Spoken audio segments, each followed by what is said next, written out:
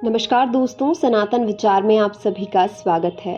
आज हम जानेंगे यजुर्वेद के बारे में, लेकिन उससे पहले अगर आपने चैनल को अभी तक सब्सक्राइब नहीं किया है तो जल्दी से सब्सक्राइब कर दीजिए, साथ ही बेल आइकन को भी प्रेस कर दीजिए।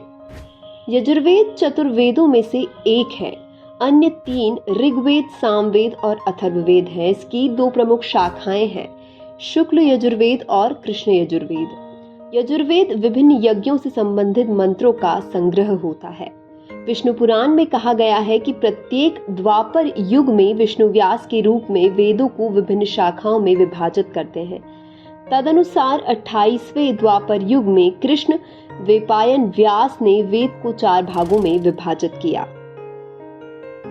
4 में से यजुर्वेद ज्यादातर गद्य में है और इसमें विभिन्न यज्ञों के प्रदर्शन में लागू मंत्र, विनिर्देश और नियम शामिल है। अध्वर्यु यानी कि यजुर्वेदिक पुजारी द्वारा उपयोग किए जाने के लिए यह कर्मकांड की नींव बनाता है। ऐसा कहा जाता है कि विशिष्ट इच्छाओं की पूर्ति के लिए किए जाने वाले यज्ञ के पालन के लिए विशेष नियम है। यजुर्वेद के जप, होम आदि के ये नियम व्यास को अग्निदेव ने सिखाए थे और यदि यजुर्वेद के सभी नियमों का सही ढंग से पालन किया जाए तो सभी मनोकामनाएं पूरी होंगी। इसके अलावा धनुर्वेद यजुर्वेद का उपवेद है। रुद्र प्रमुख देवता है, भारद्वाज प्रमुख गोत्र है और त्रिष्टुभ आवर्ती मीटर है। शाखावर्तनम, शाखाओं का उदय। यजुर्वेद को 2 रूपों में देखा जाता है, शुल्क यजुर्वेद और कृष्ण यजुर्वेद। शुल्क यजुर्वेद वाजसनेयी संहिता के रूप में भी जाना जाता है। इसका श्रेय ऋषि याज्ञवल्क्य को दिया जाता है, जिन्हें सूर्य ने घोड़े के रूप में प्रकट किया था।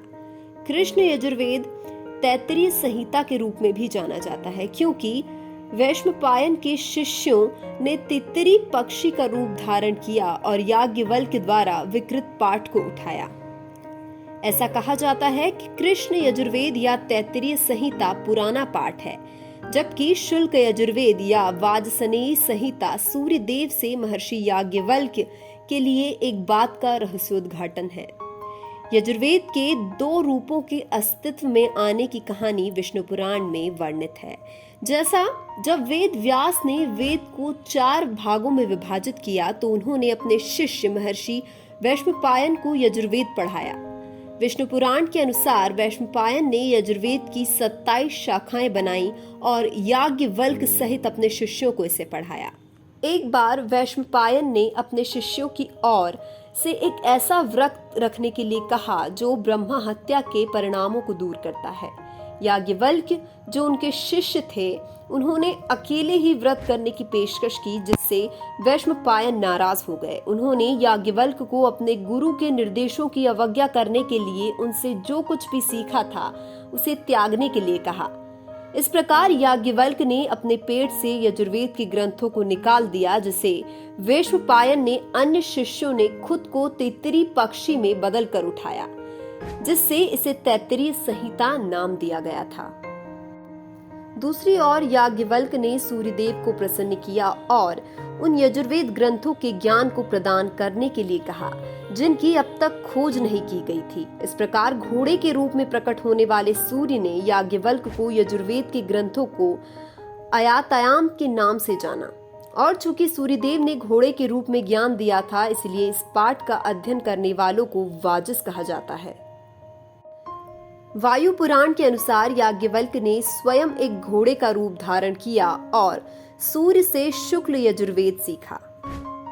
सायणाचार्य के अनुसार वाज का अर्थ अनाज है। अनाज में उदार ऋषि वत्सनी कहलाते थे और वाजसनी के पुत्र होने के कारण महर्षि याज्ञवल्क्य को वाजसनेय भी कहा जाता था।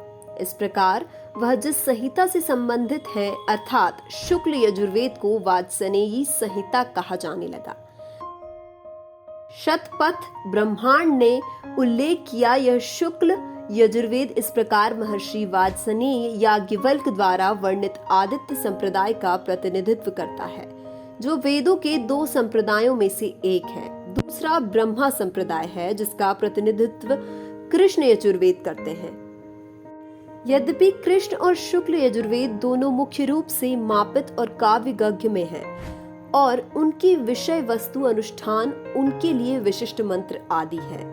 यह देखा जाता है कि शुक्ल यजुर्वेद में केवल अनुष्ठान करने के लिए आवश्यक मंत्रों का संग्रह है, जैसे कि दर्शन पूर्णमास आदि, जबकि कृष्ण यजुर्वेद में भी प्रासंगिक ब्रह्मांड भाग शामिल है।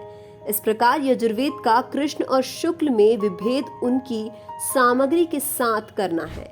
वहीं मंत्रों और ब्रह्मांडों का संयोजन कृष्ण यजुर्वेद की प्रकृति को परिभाषित करता है और मंत्रों का अखंड संग्रह अकेले शुक्ल यजुर्वेद की प्रकृति को परिभाषित करता है। उन्हें उनके संबंधित नाम दे रहे हैं। ऋत्विक, अध्वरूह कोई भी कार्यवाहक पुजारी तकनीकी रूप से होतत्र, उदारात्र और ब्रह्मा से अलग। उनका कर्तव्य था जमीन को नापना, वेदी बनाना, बलि के बर्तन तैयार करना, लकड़ी और पानी लाना, आग जलाना, जानवर को लाना और उसे जला देना, और ऐसा करते समय यजुर्वेद को दोहराना।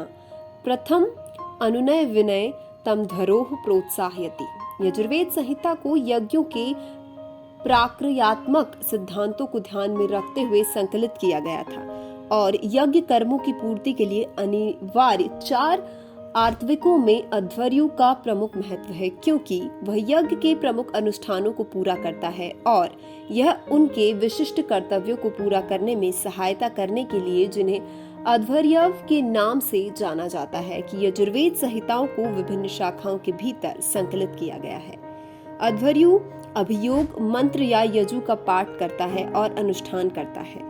केवल एक यजुर्वेद था, लेकिन इसे 4 भागों में विभाजित करते हुए व्यास ने 4 प्रकार के पुजारियों द्वारा प्रशासित यज्ञ संस्कार की स्थापना की, जिसमें अध्वर्यु का कर्तव्य था कि वह प्रार्थना करे, होत्री की भजनों को दोहराने के लिए, उद्गात्री के अन्य भजन का जाप करने के लिए और ब्रह्मांड का अथर्वक नामक सूत्र का उच्चारण करना। अंतर्वस्तु, शतपथ ब्रह्मांड शुक्ल यजुर्वेद से संबंधित है। कृष्ण यजुर्वेद में तैत्तरीय और मैत्रायण ब्रह्मांड है। प्रत्येक ब्रह्मांड के पास एक आरण्यक है। प्रत्येक वेद में उतने ही उपनिषद हैं जितने कि 4 वेदों ऋग्वेद, यजुर्वेद, सामवेद और अथर्ववेद के शाखाएं या पाठ हैं, अर्थात क्रमशः 21, 109, 1000 और 50 वेद। कल्पसूत्रों में कात्यायन और परस्पर शुक्ल यजुर्वेद से संबंधित है। आप स्तंभ, हिरण्यकेशी, बोधियान, भारद्वाज, मानव, वैखानस और कथक कृष्ण यजुर्वेद से संबंधित हैं। आज के लिए केवल इतना ही। ऐसी ही और जानकारियों के लिए सब्सक्राइब कीजिए हमारे चैनल सनातन विचार को। साथ ही वीडियो को लाइक, शेयर और कमेंट भी कर दीजिए। धन्यवाद।